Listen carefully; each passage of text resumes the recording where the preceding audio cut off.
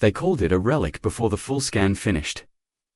From the command dais of the elegant multi-species Galactic Council flagship, High Admiral Severac watched the human vessel drift against the starfield, its silhouette projected at 12 times scale.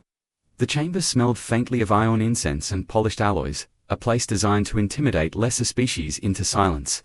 This ship did not deserve silence. It deserved dismissal. The whole geometry was wrong, thick, layered, no prismatic shield bloom, no visible energy emitters, no harmonic field signature, just mass and angles, like something dug out of an archive. Instead of designed by a modern civilization, Severac let the pause stretch to 14 seconds. Enough for the mockery to bloom across the chamber without him speaking. A kinetic hull, one of the science delegates said, disbelief curdling in two. Amusement, no active lattice, no adaptive sheen. Confirmed, the sensor master added. Armor density exceeds council norms by 340%, but composition is crude, laminated metals, ceramics, no self-healing substrate. Laughter rippled through the tiers. Severac allowed himself a thin smile. The humans had finally answered the council's summons with exactly what was expected. A museum piece? A symbolic offering. One ship. No escort. No formation discipline, worth noting. It drifted at 0.02 C, vector steady brew, broadcasting on open channels without encryption. Primitive wanted to be seen. Record this, Severac said. First visual confirmation of the Sol species' naval capacity. The projection rotated, revealing scoring along the armor-old impacts, poorly polished. Severac imagined the internal layout, narrow corridors, manual hatches, crew standing meters from vacuum with nothing but metal between them and annihilation. Barbaric, inefficient, disposable, population estimate for Sol. He asked. 20 billion across the system, replied the logistics clerk. 70% planet-bound, minimal off-world redundancy. Minimal off-world redundancy. This led the reptiles to adapt to their specific habitats and diversify, giving rise to many new dinosaur species. Billion across the Severac inclined his head. Then this will be brief. The Council had processed 164 civilizations in the last 3 cycles. The pattern never varied. First contact, overconfidence, a symbolic defense, then compliance or cleansing. Humanity had skipped straight to the symbol.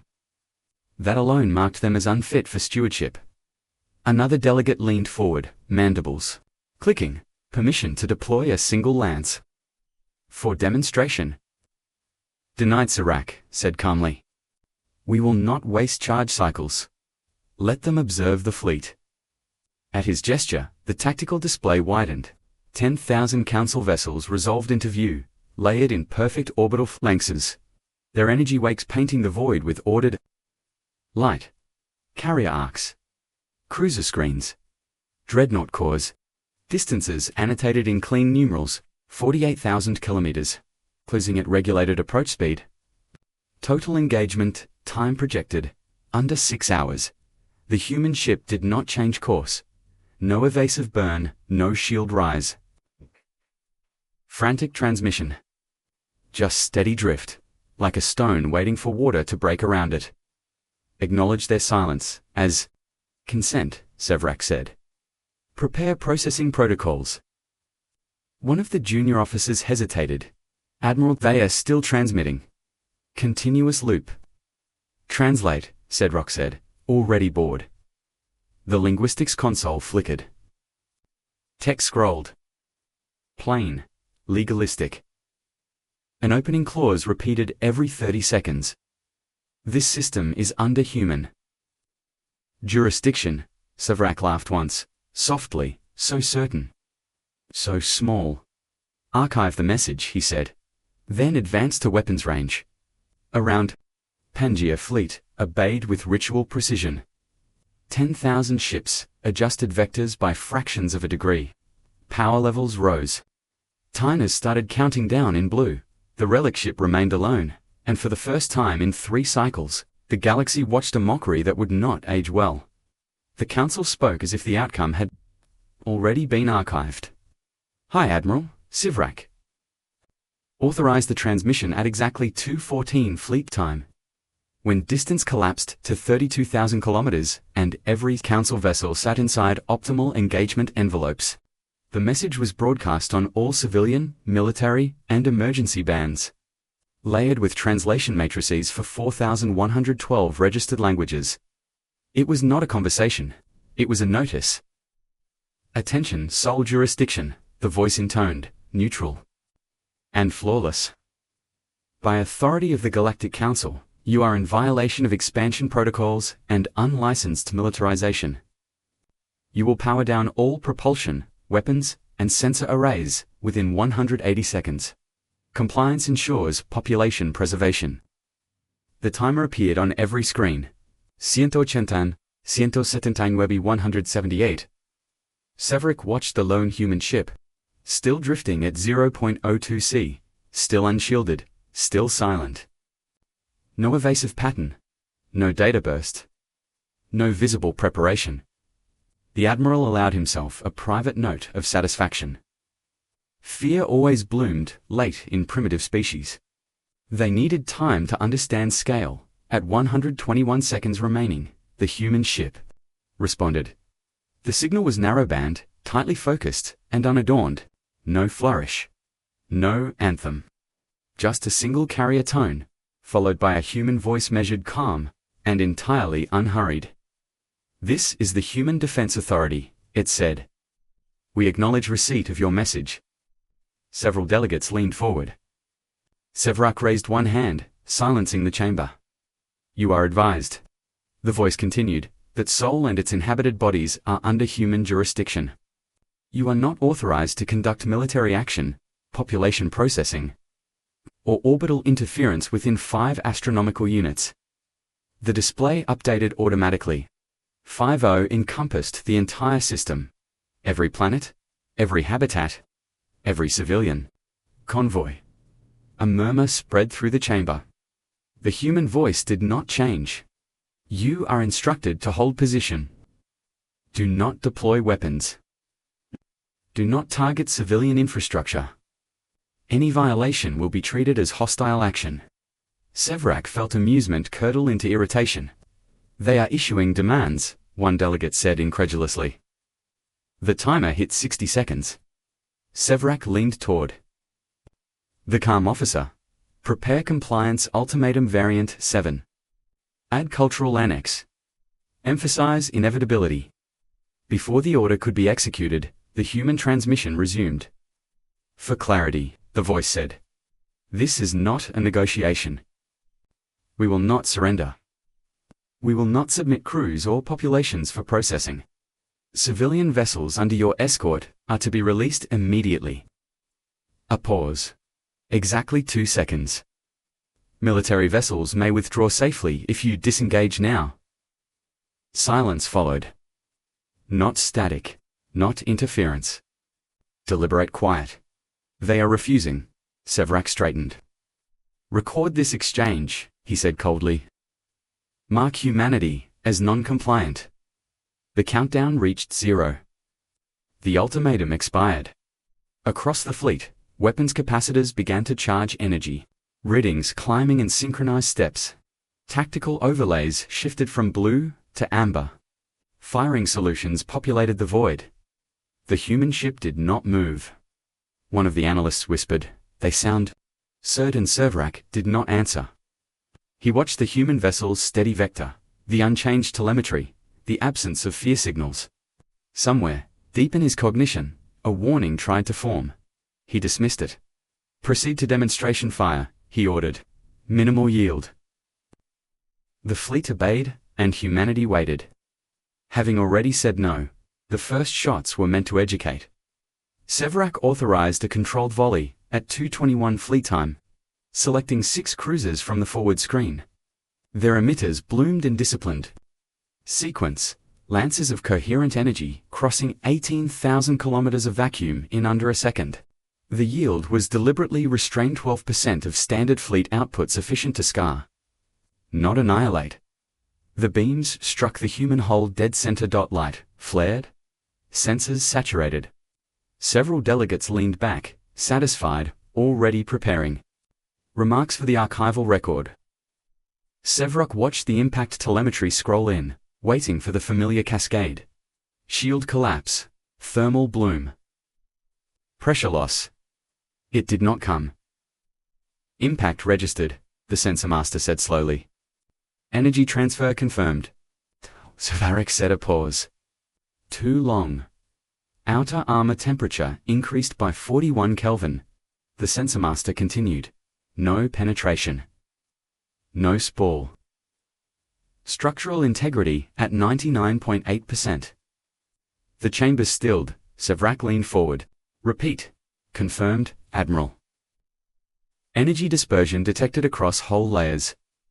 Absorption efficiency calculated at 97.4%. A clean number appeared on the tactical overlay, stark and impossible. 97.4%. The remaining? Energy bled harmlessly into space as diffuse radiation. A pale ghost halo around the human ship that faded within 0.6 seconds. That's not possible. A science delegate snapped. They have no active shields. They are not shielding, the sensor master replied. They are. Taking it? Another volley followed, this time at 25% output. Then 40%. Different frequencies. Phase shifted harmonics. The Council fleet, adjusted with textbook precision. Cycling through 3 doctrinal variants in under 90 seconds. Each strike met the same result. Hull temperature rose incrementally. Armor layers glowed dull red, then cooled. No breach. No atmosphere loss. No course deviation greater than 0.003 degrees. The human ship continued on its steady vector, engines silent. As if the impacts were weather. No damage. A standalone line cut through the chamber. Displays like a blade, no damage. Analyze composition, Sevrok ordered, the first edge of anger. Entering his voice. Layered mass-reactive plating, came the reply. Metals bonded with ceramic matrices. No exotic fields. No adaptive response. Thickness varies between 3.2 and 4.1 meters. Meters? Sevrok felt a flicker of disbelief. Council doctrine prized efficiency, minimum mass, maximum effect. Humanity had done the opposite. They had stacked matter until physics itself became the defense. Escalate to dreadnought output, Sevrok said. 1 beam. 50%. The dreadnought fired. The Shrike hammered the human ship with enough energy to vaporize a city. Sensors flared white. For 1.2 seconds, the human vessel vanished inside a storm of light. When the glare cleared, it was still there. Armor scorched. Paint burned away. 1. External sensor mast, twisted and snapped free, tumbling into the void. Internal readings showed localized damage. 3 compartments, depressurized. Casualty estimate. Single digits. The ship did not slow. Absorption recalculated. 94.1%. Still catastrophic for the attacker. Still negligible for the target, Sevrok heard someone swallow audibly. They're converting heat into momentum bleed. A junior analyst whispered. Using mass as a sink. It's intentional. The human ship finally transmitted again.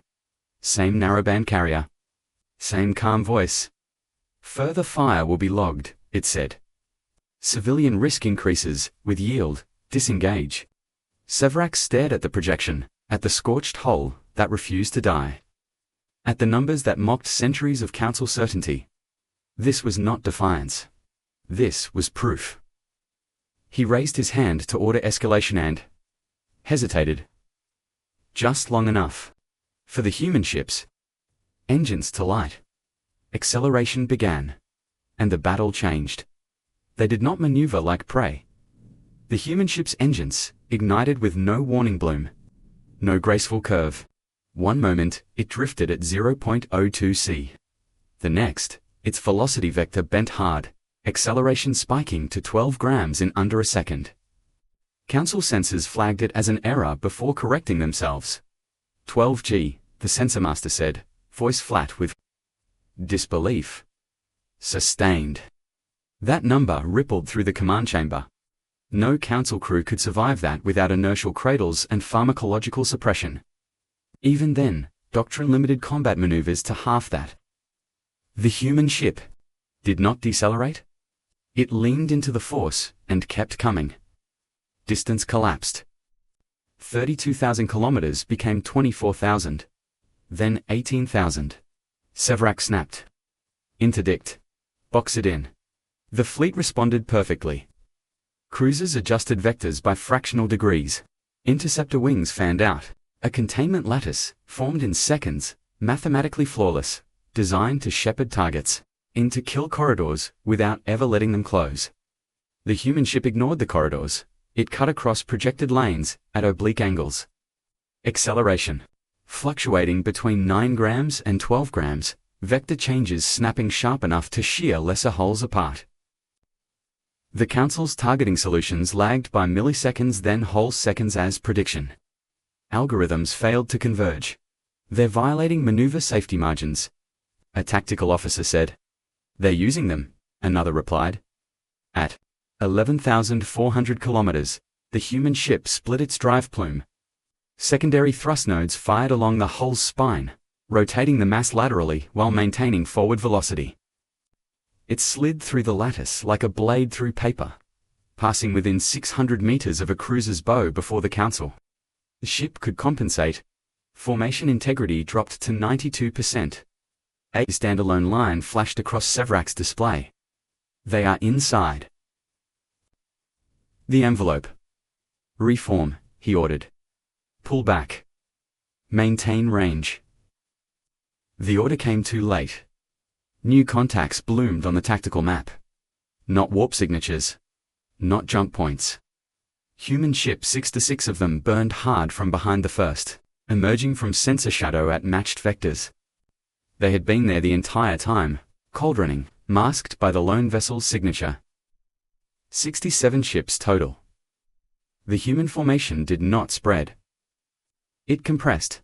They accelerated together, a dense spearhead driving straight at the heart of the Council's screen. Distances fell below 5,000 kilometers. Relative velocities climbed.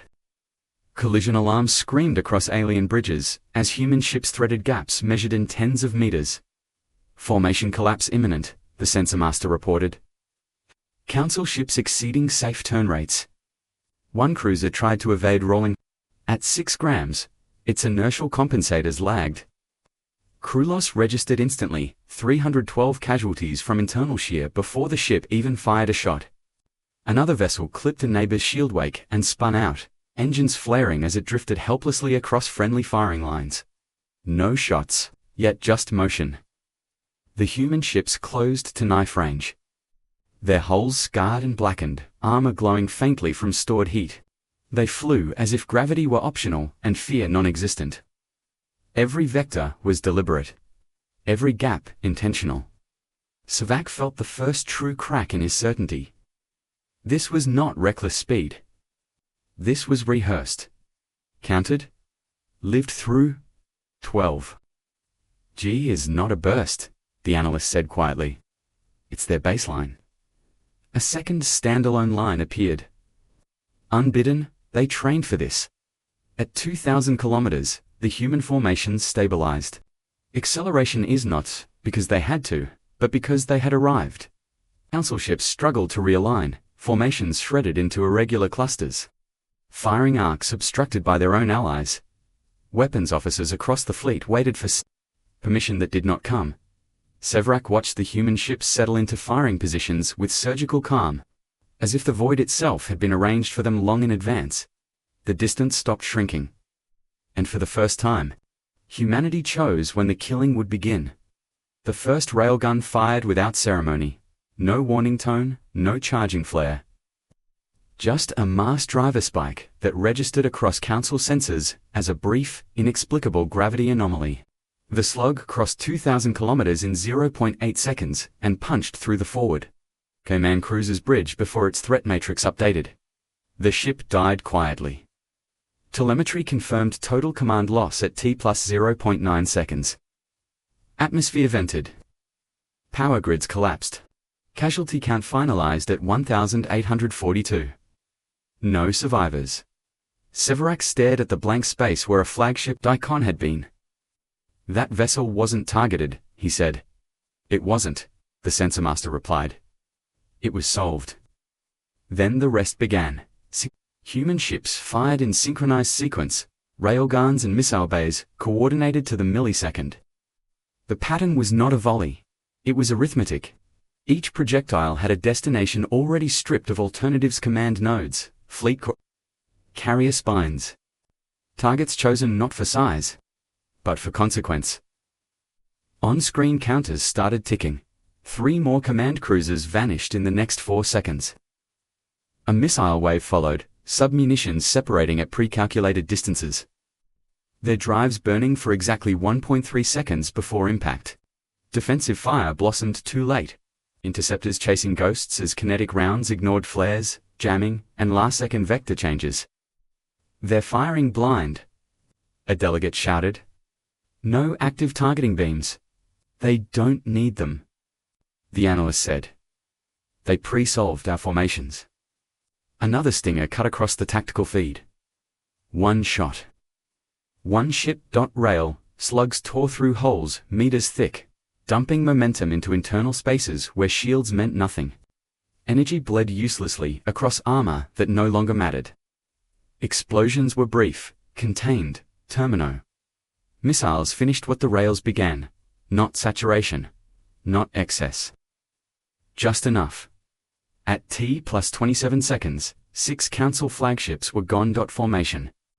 Coherence dropped below 60%. Severac felt the room tilt as casualty numbers climbed in clean increments. 9,400 lost. Then 14,200. Then 18,000, as secondary detonations rippled through carrier bays. Igniting fighters before they could launch. Counterfire, he ordered. All batteries. Council ships fired wildly now, energy lances crossing and overlapping. Some striking human hulls, others splashing harmlessly into empty void where targets had been a second earlier. Human ships absorbed the hits they could not avoid, armor flaring, damage logged and ignored. No human ship fired twice at the same target. They didn't need to, at 90 seconds. The Council's central command net fractured. Signal delays spiked, from milliseconds to whole seconds. Orders contradicted. Retreat vectors overlapped. Ships drifted into each other's firing lanes. Collisions narrowly avoided by automated overrides that cost more lives than enemy fire. Severoc's flagship shuddered. As a rail slug passed through its port quarter, missing vital systems by meters. Hull alarms flared. Internal gravity flickered. Damage reports scrolled localized. Survivable. A human voice cut in over emergency bands. Council command vessels, it said evenly. You are outmatched. Power down weapons and transmit surrender codes. Severac opened his mouth to reply. Another command ship vanished from the display. Casualties. Updated. 31,600. The human fleet paused its fire. The silence was heavier than... The barrage? They've stopped, someone whispered. Yes, Severac realized. They had proven the point. Every shot so far had been a demonstration. Each killer lesson delivered with numbers attached. This was not fury. It was control. The human ships held position. Weapons hot. Trajectories locked. As if waiting for acknowledgement, Severac felt the weight of the arithmetic settle in his chest. Every remaining command vessel was already mapped, timed, and doomed if the humans chose to continue. They had shown how quickly they could end it. Now, they were offering the chance not to. The broadcast went out before the surrender codes did. Across every open channel, military, civilian, Archivel the signal, overrode Council priority bands, with quiet authority. It carried no jamming signature, no coercive spike. It simply replaced what had been there.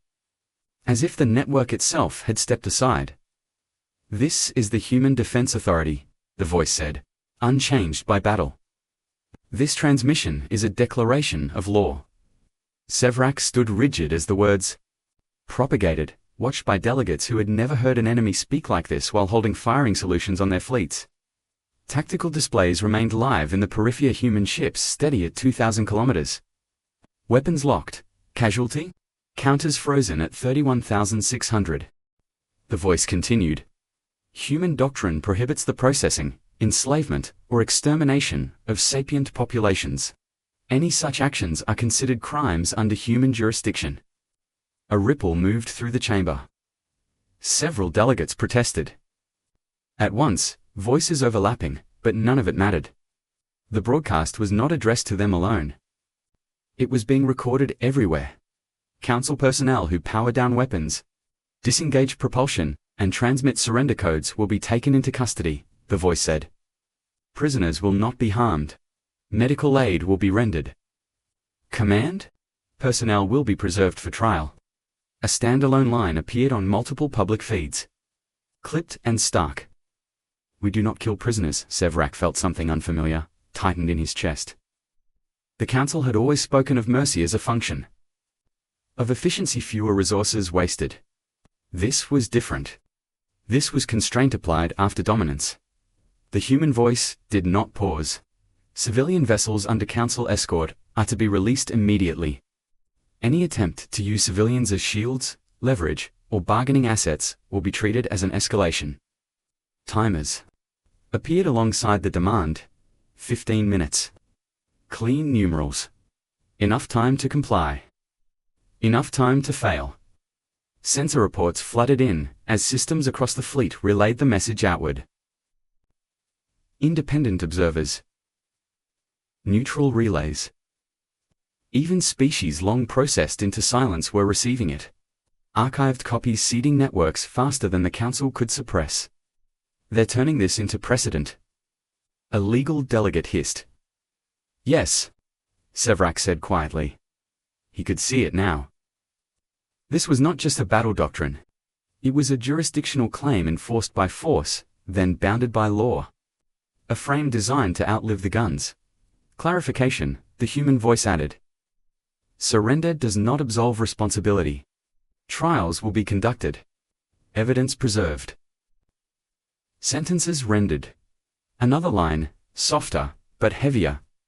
Justice follows victory. One by one, council ships began transmitting. First, a carrier group on the outer flank, weapons, powered down, drives idle. Then to cruisers bleeding atmosphere, their captains choosing custody over annihilation. Surrender acknowledgements ticked upward. 14 ships. Then 63. Then 112. Human ships, adjusted formation, not to fire, but to contain. Boarding vectors, populated displays, marked with blue instead of red. Medical shuttles launched alongside Marines. Their transponders broadcasting aid codes. Casualty projections updated again. No increase. Sevrak watched a civilian convoy break from council formation, drives flaring as they fled the engagement zone. Unharmed. 20 million lives, by the estimate, no longer trapped behind council guns. The human fleet did not pursue them. The voice spoke once more. Quieter now, almost procedural. This engagement will be logged as first contact. Further actions will be judged accordingly. The broadcast ended. Channels cleared. The void filled again with the low hum of damaged ships and distant alarms. Sevrak looked at the frozen tactical map. At the human ships holding fire, they did not need to withhold, and understood the deeper wound. The council had lost more than ships. It had lost the right to define what came next. The revelation did not come from the battlefield. It came from the observers. Independent coalition, Arius. Long kept at respectful distance from council enforcement actions. Began releasing their own analyses within minutes of the law broadcast. These were not human transmissions. They carried neutral tags, third-party verification stamps, and data pulled from sensors the council did not control. Sevrak watched the first report bloom on a secondary display. Its header, cold and clinical. Human. Fleet elements were pre-positioned prior to contact. What does that mean? a delegate demanded. It means, the analyst said slowly, they weren't responding. They were waiting. Telemetry overlays expanded.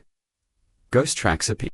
Cold signatures that coalition arrays had logged months earlier and dismissed as background noise. Now they resolved into something else. Human vessels running dark, engines cold.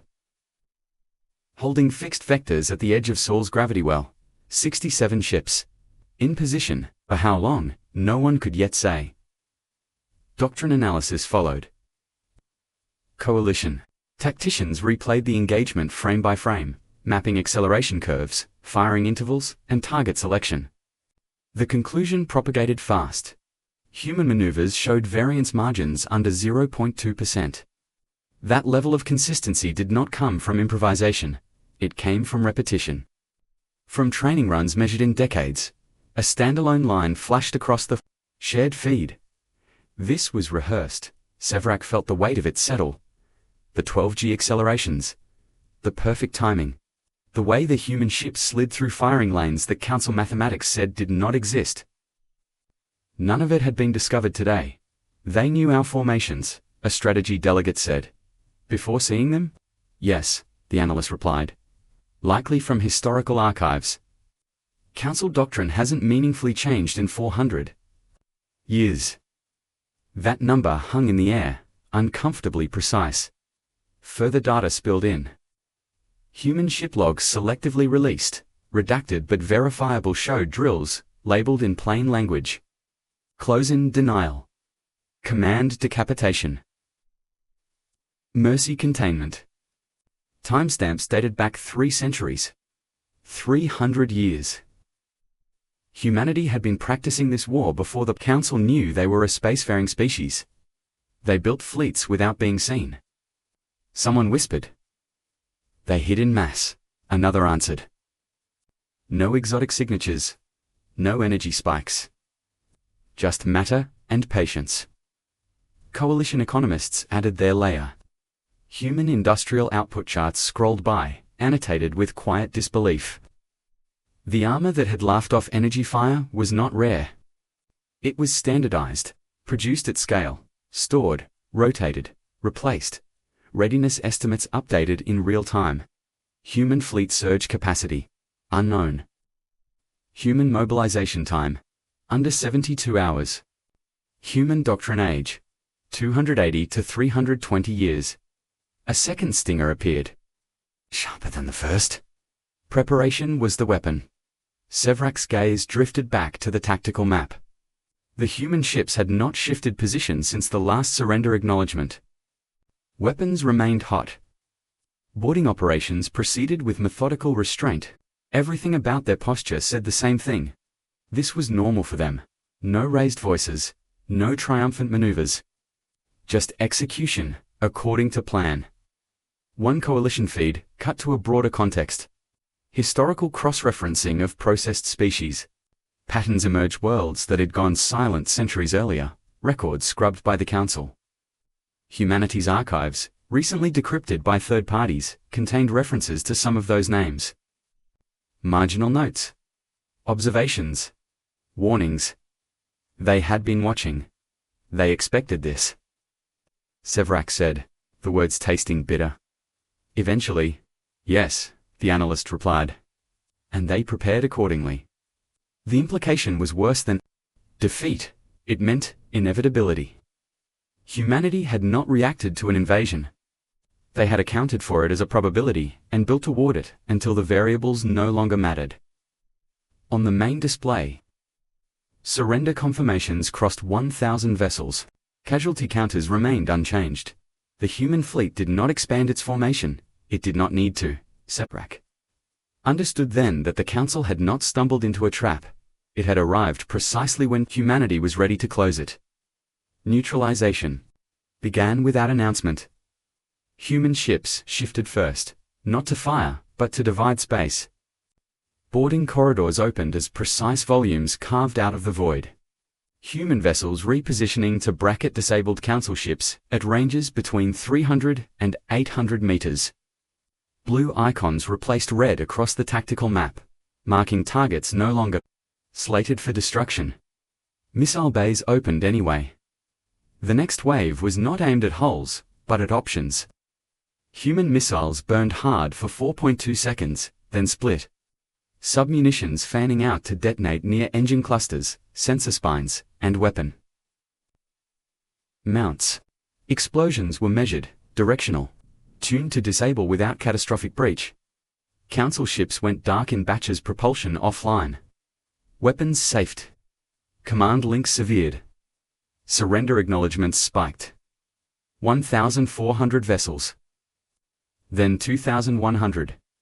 A standalone line cut through the feeds, control without chaos. Boarding craft launched in disciplined streams.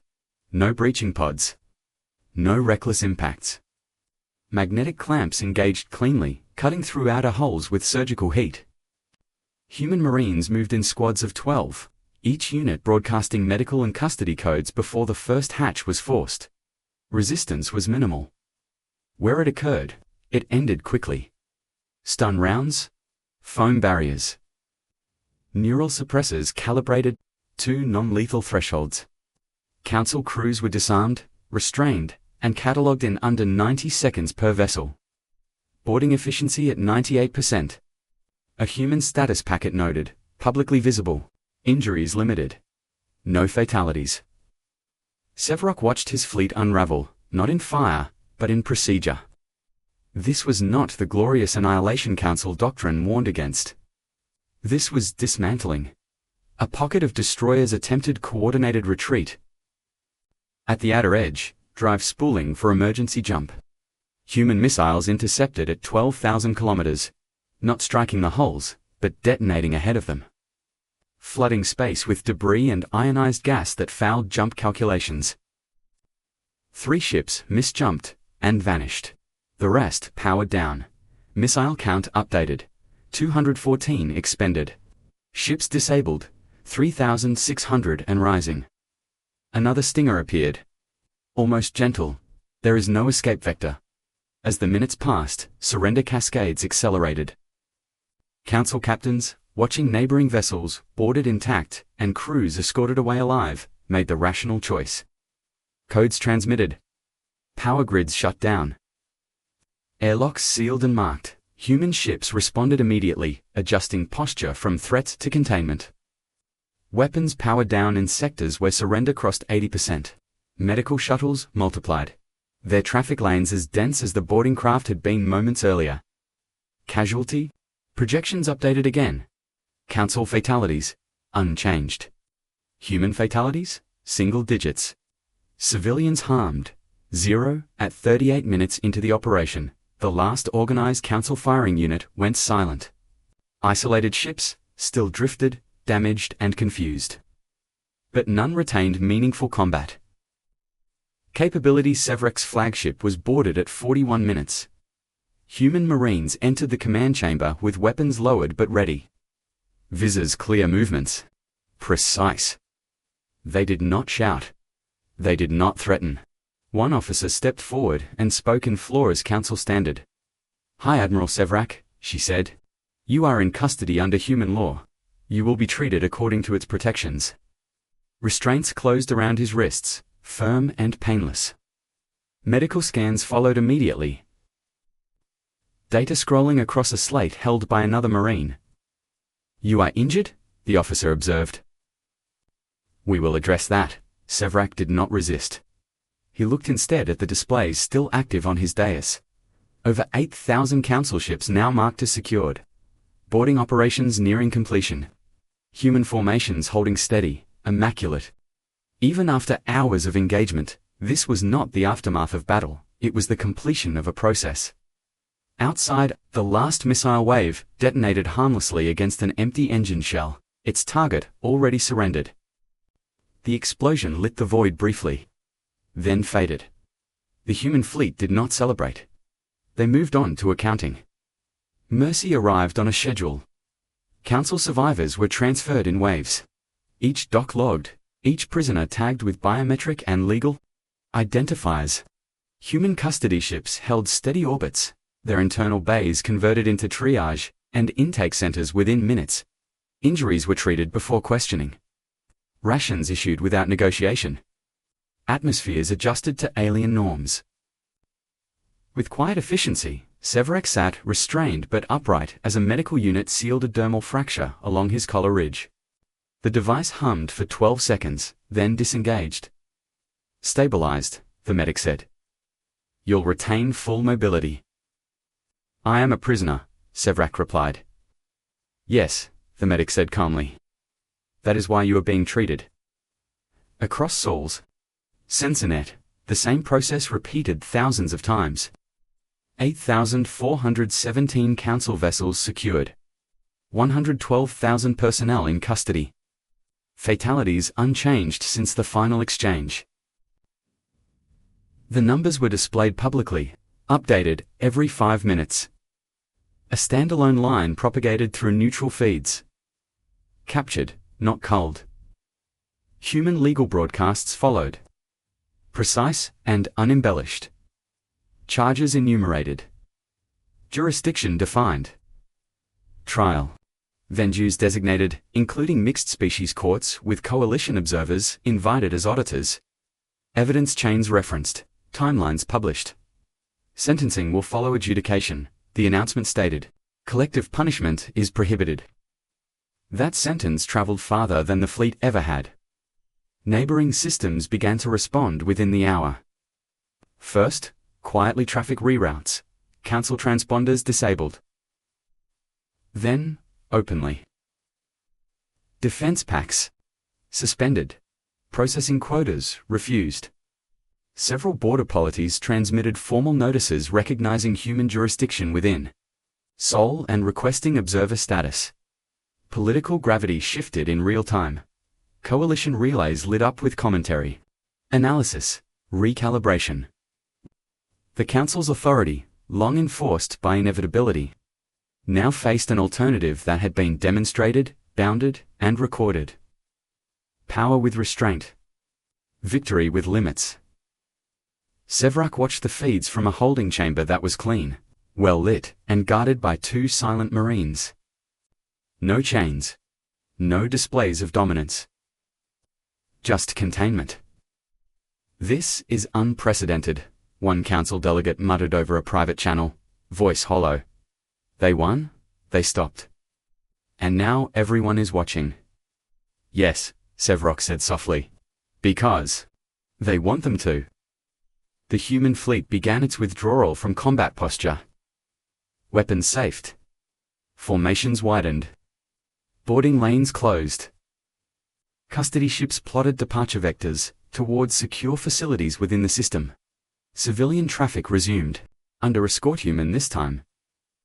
20 million lives moved freely, unthreatened. Their transit corridors marked and protected. A final public notice was issued. All detained personnel will be afforded counsel. The human voice said. Trials will be transparent. Sentences will be enforced. Another line appeared beneath it, simple and devastating. Law applies to the powerful. Severac lowered his gaze. The council had always ruled by making resistance expensive and mercy rare. Humanity had reversed the equation, as ships departed and channels settled into a new normal. One fact became unavoidable across every map and ledger.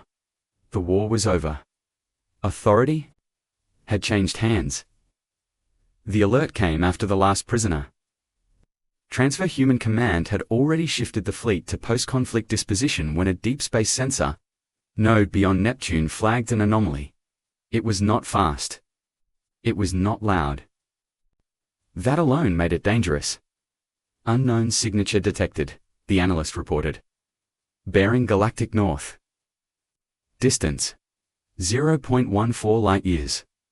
Vector inbound. The display resolved slowly, layers of data stacking as confidence rose. This was not a ship, not a fleet. It was a pattern gravitational distortion repeating at precise intervals. Like a heartbeat too large to belong to anything alive, human commanders did not react outwardly. No alarms, no raised voices.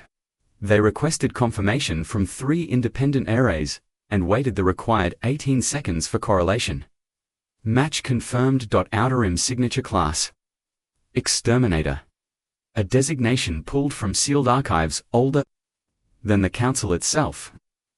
Coalition databases had fragments, legends, censored reports, dead zones, where civilizations ended without wreckage or survivors. The Council had processed worlds. This thing erased them. Estimated arrival. A commander asked.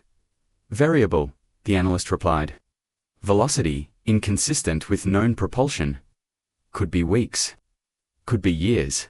Silence followed, heavy, but controlled. Human doctrine shifted again, smoothly. The fleet did not disperse. It reoriented. Long-range sensors recalibrated. Exploration vessels that had never seen combat were activated from storage, their hulls pristine, their crews already awake. A standalone line appeared on internal command feeds. We remember this data. Locks opened deeper layers of human history records, predating first contact, predating the Council's rise.